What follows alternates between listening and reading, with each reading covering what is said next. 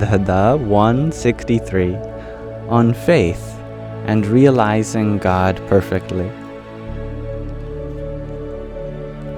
On Phagun Vadhi the 7th, Samvat 1876, or the 7th of March 1820, Swami Sri Sahajanandji Maharaj was sitting on a large decorated cot on the platform outside the west-facing rooms in the front of the mandir of Sri Vasudev Narayan in Dada Khachar's Darbar in Gadhadā. He was wearing a white case and had covered himself with a white cotton cloth. He had also tied a white cloth with a border of silken thread around his head. Garlands of white flowers adorned his neck, and tassels of roses had been inserted in his pug. At that time, an assembly of munis, as well as devotees from various places, had gathered before him. Nrsimhanand Swami then asked, "What kind of thoughts arise in a person who has room for more faith in God?" Thereupon, Sriji Maharaj replied, "A person with more room for faith would become extremely elated on seeing the divine displaying some of his powers.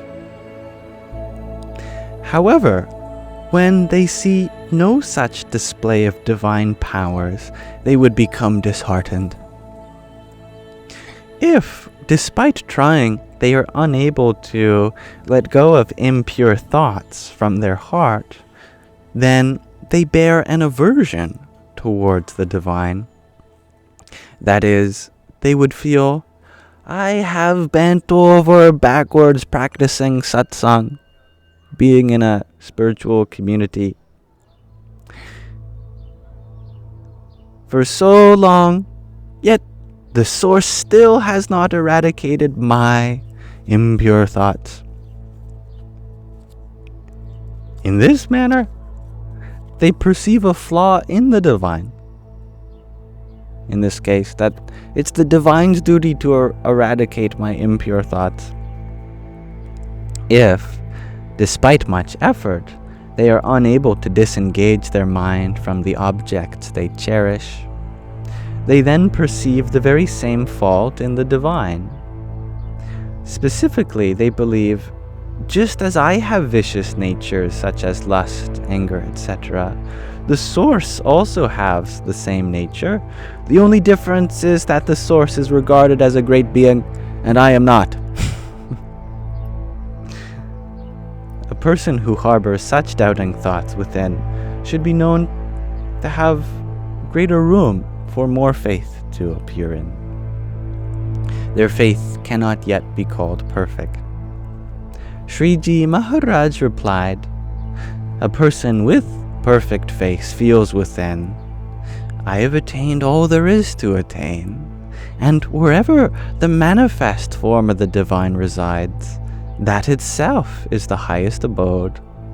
All these sadhus, these monks, are like Narada and Sanakadik, great saints. All satsangis, my spiritual brothers and sisters, are like Uddhav, an enlightened being. Akrur,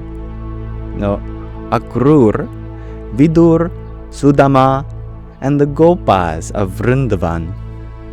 And all of the female devotees are like the Gopis, Draupadi, Kuntaji, Sita, Rukmini, Lakshmi, and Parvati. Now I have nothing more to achieve. I have attained Golok, Vaikunt, and Brahmapur, various kinds of abodes of God. A person with perfect faith has such thoughts and experiences. As such thoughts and experiences extreme elation in their heart. One who experiences such feelings within should be known to have perfect faith." So saying, Sriji Maharaj continued, A person who has realized the form of the divine perfectly has nothing left to realize. Please listen, as I now explain the method of realizing this. Hearing this, one develops firm faith in the divine. Firstly, one should realize the glory of the divine. To illustrate this, consider the analogy of a great king or queen. Even if their servants and maids stay in 7-story havelis, and their gardens, horses, carriages, ornaments, and other such luxuries make their houses appear as majestic as Devalok, the abode of the deities, then imagine how majestic the darbar and its luxuries of that majesty must be. Similarly, consider the realms of the lords of this Brahman, this universe or solar system, depending on how you interpret it. Brahmanand means cosmic egg. Brahma, the creator, and the other devas who follow the commands of Sri Purushottam Bhagwan. If there is no limit to those realms and their opulence, then how can one possibly comprehend the extent of the opulence of Virat Purush, the cosmic person from whose navel the Creator was produced? Just to fill in the gaps to anyone listening, heaven is not the highest realm in this tradition. It's still part of material existence. There's something even higher than heaven, because heaven is still full of desire, attaining luxuries and pleasures. So going beyond heaven is the abode of God. Also, we talk of Brahma, the creator, here as distinct from God. Basically, we also discern between the agency of creation, which is personified differently than the source of creation itself, which is a subtlety here. That the Creator emerged from God, and so we're talking about God as even higher than the agency of creation, as well as preservation or destruction. Anyway, furthermore, the master of countless millions of such Virat Purushas, cosmic beings, is Purushottam Bhagwan, whose abode is Akshar. Within that abode, countless millions of such Brahmans, universes, float like mere atoms in each and every hair of Akshar. Such is the abode of the divine. In that abode, Purushottam Bhagwan, which just means the highest form of the divine, basically, resides eternally within a divine form. Moreover, countless divine objects exist in that abode. So if this is the glory of Akshar, then how can one possibly comprehend the extent of the totality of all glory of the divine? One with faith understands the glory of the divine in this manner. Besides, that which is greater than another is subtler than the other, and is also its cause. For example, Jal, water, is greater than Prithvi, earth. It is also the cause of that Prithvi, and is subtler than it as well. In turn, Tej, fire, is greater than Jal, water. Vayu, air, is greater than Tej, fire. And Akash, space, is greater than Vayu, air. In this same way, Akshar, Prakriti Purush, Pradhan Purush, Mahat Tattva, and Ahamkar are all progressively greater than each other, the cause of each other, and subtler than each other. These are various layers of reality. They also possess a form. In comparison, however, the divine abode, the Akshar Dham, is extremely large. Countless millions of Brahmans, universes float like mere atoms in each of its hairs. just as an ant moving on the body of a huge elephant appears insignificant, likewise, before the glory of that Akshar, everything else pales in insignificance. Consider the following. An ant appears large amidst small mosquitoes. A scorpion appears large amidst ants. An ant appears large amidst mosquitoes. I'm reading this again and again. I'll just start over. An ant appears large amidst mosquitoes. A scorpion appears large amidst ants. A snake appears large amidst scorpions. A kite appears large amidst snakes. A bull appears large amidst kites. An elephant appears large amidst bulls. A mountain such as Girnar appears large amidst elephants. And Mount Meru appears large amidst Girnar. In turn, Mount Lokalok appears extremely large amidst a mountain such as Meru. The Prithvi, the earth, appears very large in comparison to Mount Lokalok.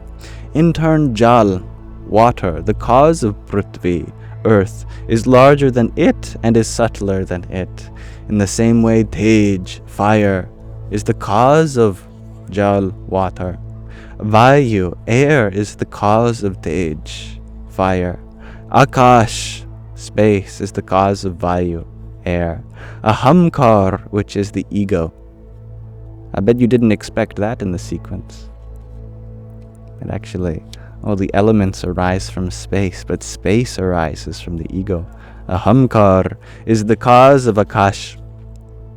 Aham means I am, and kar means the maker of. So the ahamkar means the I maker, basically the ego.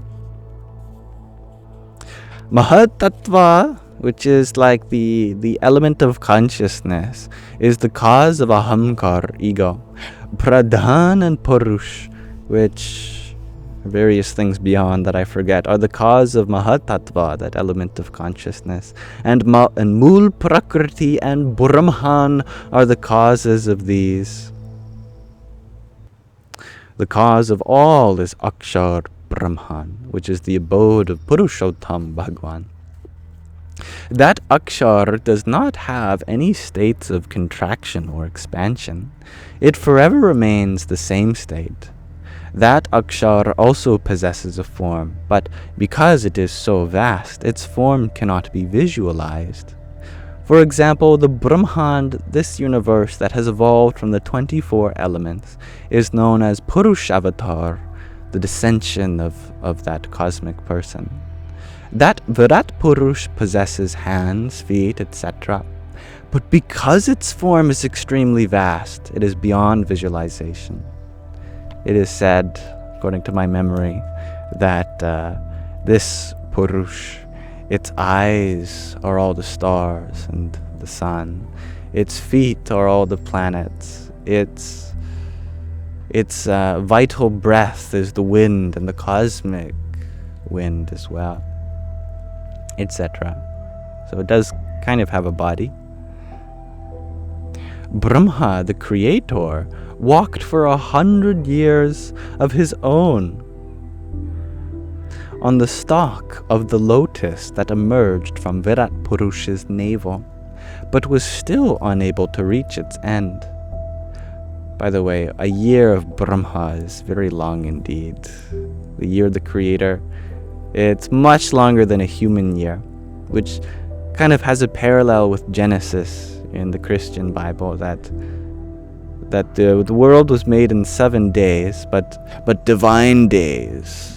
A day of God. Here in Hinduism, there's also a concept of a day of God and a year of God, which is comprised of many, many, many, many human days and gods.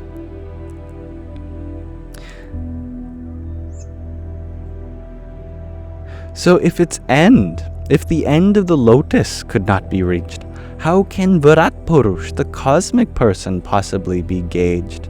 Therefore, the form of Virat Purush cannot be visualized.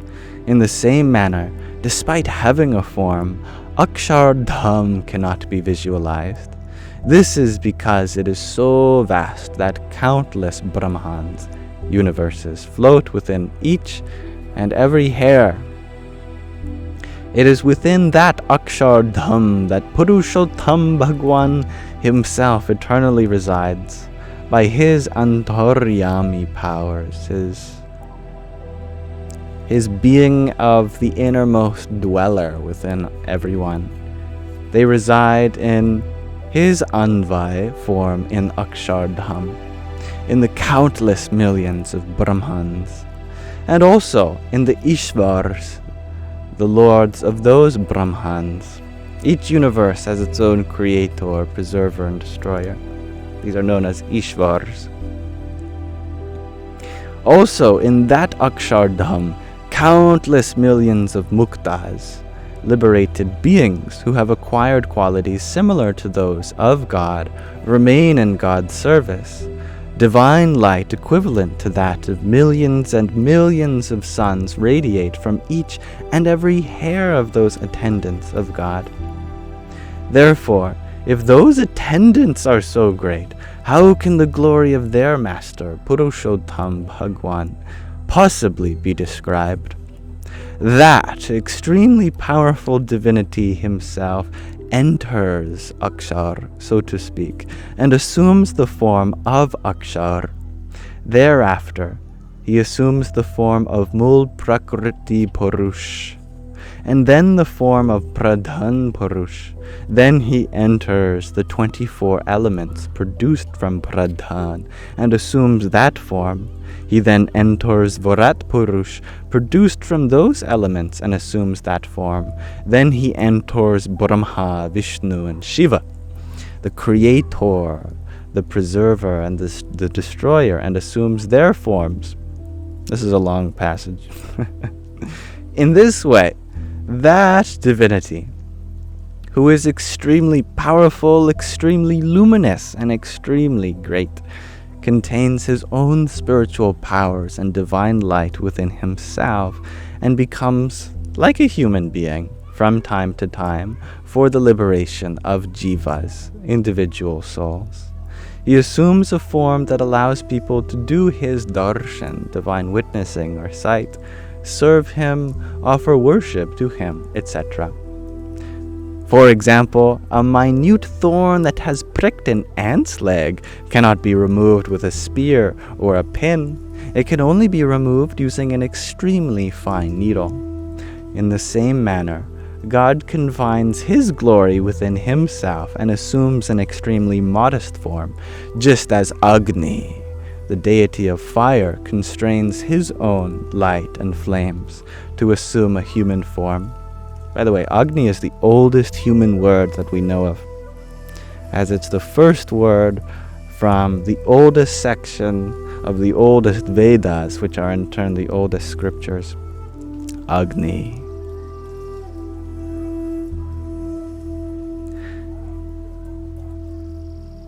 Similarly, God also suppresses his own powers and acts as a human for the liberation of jivas, individual beings. However, a goofy person thinks, why does God not manifest any powers? But they do not realize that God deliberately conceals his powers for the sake of liberation of jivas. After all, if he were to manifest his own greatness, then even the universe would pale into insignificance.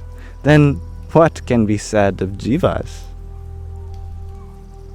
Kal, which is time, karma, action, cause and effect, and Maya, the material universe, is incapable of binding a person who has developed such firm faith, coupled with an understanding of God's glory in their heart. Therefore, one who realizes the divine perfectly in this way has nothing left to achieve.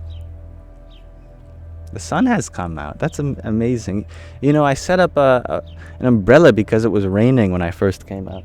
Now it's blue sky all around me. I don't get it. When did that happen? Thereafter, someone else speaks. Nityanand Swami asked, when God does assume a human form, does he always do so sequentially in the order described, or can he also assume a human form directly? Sriji Maharaj replied, for God, sequential order is not necessary. For example, a person who takes a plunge into a pond can emerge from wherever he wishes, either at the same entry point of the dive or at the banks or anywhere nearby. Similarly, if he so wishes, Purushottam Bhagwan can take a plunge in his abode in the form of Akshar and directly assume a human form, or if he so wishes, he can assume a human form following the sequential order. Following this explanation, Sriji Maharaj continued, and we're at the last page.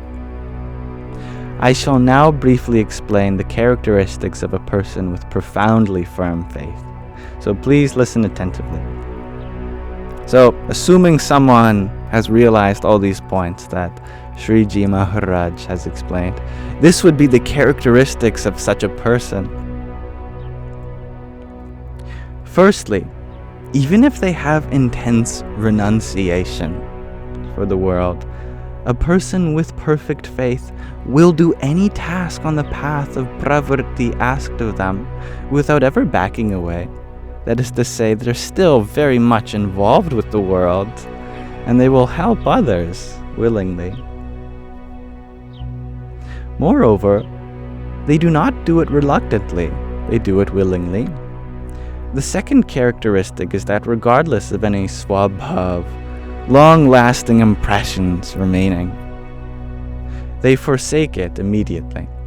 Like, even if they have had such a history of anger, when anger arises, they dismiss it. The third characteristic is that, despite their own drawbacks, they are unable to live without the discourses and devotional songs related to the divine. That becomes their sustenance. They're no longer interested in worldly conversation. They only want to talk about the most profound ideas of truth, consciousness, and bliss. And without the sant, the saintly person, even for a moment, they find faults only within themselves and thoroughly imbibes the virtues of the saint. They also understand the great glory of the discourses and devotional songs in the direction of the divine. A person with such understanding should be known to have perfect faith. Furthermore, if a person with such faith were to transgress the religious vows on account of their prarabdha, their destined karma that's unfolding from endless lifetimes, they would still not fall from the path of liberation. They're allowed to have mistakes. Conversely, regardless of how great a renunciant they may be, the liberation of a person without such faith is not guaranteed. Okay. So that was a longer passage, but I thank you all for listening with me. And the sun came up as I was reading, so it's a good place to stop.